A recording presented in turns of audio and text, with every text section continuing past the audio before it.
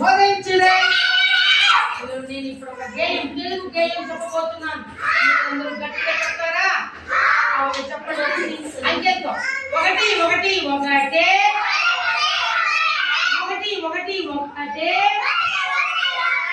జగతికి సూర్యుడు ఒక్కటే, జగతికి సూర్యుడు ఒక్కటే, రెండు రెండు రెండు రెండు రెండు రెండు,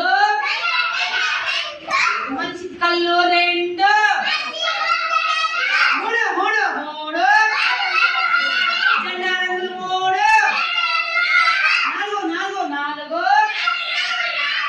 నాలుగు నాలుగు నాలుగు, ఆవు కాళ్ళు నాలుగు,